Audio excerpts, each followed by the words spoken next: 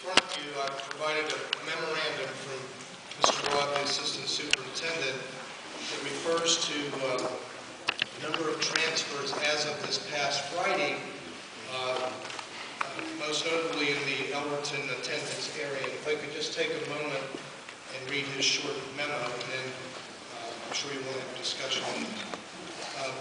Given the number of transfers as of March 12, 2010, that are directly related to the change of attendance lines and the reopening of Elberton Junior Senior High School, it is important that a decision is made this month to either approve or deny these requests. Specifically, principals need to complete their building staffing report and submit this report to Human Resources. As you know, these reports are used to determine district-wide staffing needs for the next school year, and consequently are used to develop budget categories related to salary and benefits.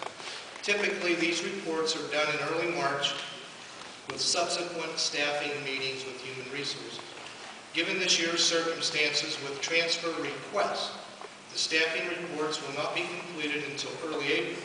If a decision is not made this month, it will be difficult to proceed with district staffing, which in turn will directly affect decisions related to the budget.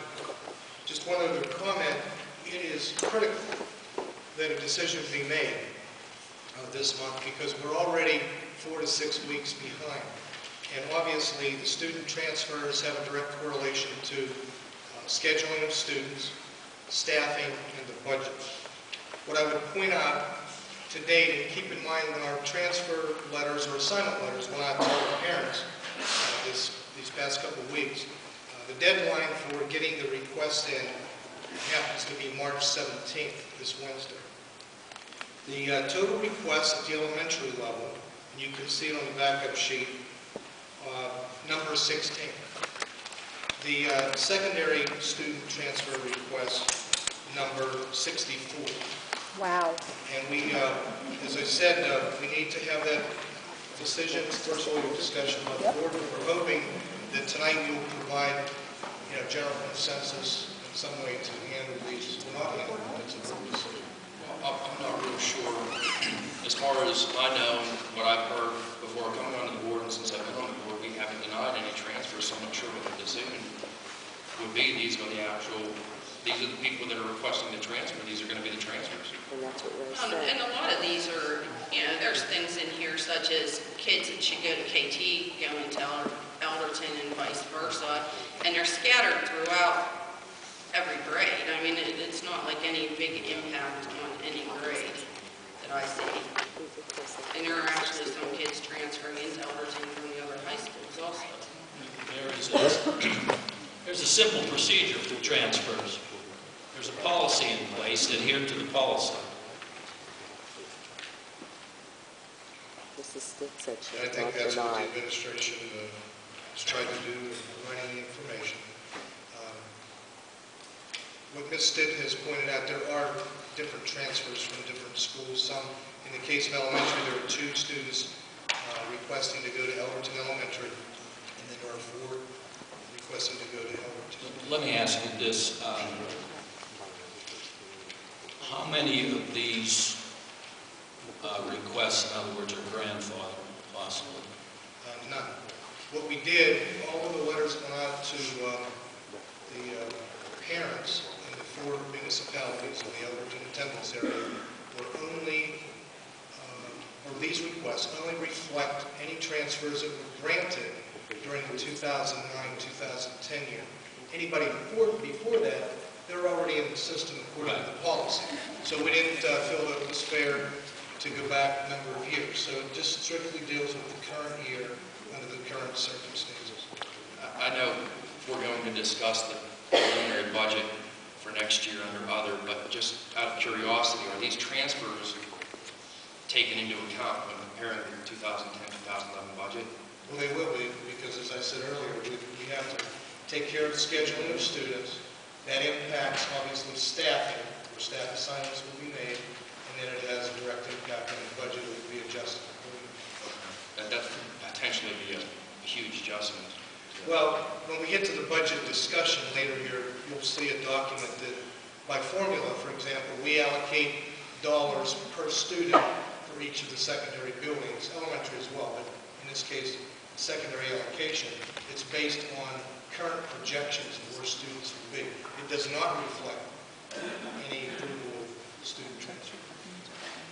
Dr. Kerr, why does it have, on the second page, one student transferring from Lenape Tech and then transferring into Lenape Tech? I don't understand that.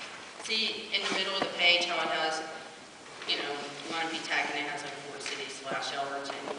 But, Well, sometimes we get letters, sometimes we approve, and then they rescind, and then they write another letter. This indicates the current school year, the student is at Lenape. The home school is Fort City. There must have been, there possibly could be a transfer letter already on file that indicates that he was assigned to Ellerton for some reason, but he obviously wants to go back to Fort City. It might be a custody issue, it might be a resident change. But it says current school for 2000, oh, okay, and then home school. And home school. Okay, that just struck me. as a There's lot. many variations on student transfers and different requests, and we try to honor, we try to track accordingly, and try to honor as many as we can, since there are, in many cases, parental concerns and requests based on individual needs. Okay. Are there any other questions from anyone? So would we add that on? We'll add these on for approval for next month. These aren't part of Ed 9? No, I guess not. Yeah. Let me state what I think the policy says. The policy, you correct me if I'm wrong, the policy says the superintendent will make recommendations on transfers to the board. Is that correct? That's correct. So I don't want to hear that the Ellerton enrollment is dwindling if you were making a recommendation that these transfers be approved. The kids don't want to go there. Because the policy also says, the policy continues and says it will not adversely affect the receiving school or sending school. The closed school. That is correct. I did have a conversation with Ms. Stitt. Kids don't want to go there. We talked about that. We know that it's a transition year. Students have adjusted in many cases. Some cases they haven't. And we're kind of in a period where we have these circumstances. It may work itself out in the future. It may not. I don't have a crystal ball to how to determine that. But I think according to past practice, we have approved student transfers. I'm just saying, follow the policy. Ms. Stitt said she wouldn't Follow the deny. policy. I said no, we had no plans for blocking transfers, and it would be done according to policy, and that's the No, only thing that's I asked. not what you said. According to policy. I'm not going It's on to tape. argue, I'm not going to argue with people. Dr. Kerr, you know what the policy is, and that's fine. So you're asking for general consensus to place this on the agenda. So that's what I'm going to ask. Yes. General consensus? Well, I'm saying put it on the agenda, but I will be asking you what your recommendation is next week. And we have Mr. Chauncey, Mr. Meltzer, and Dr. Sella, you said yes.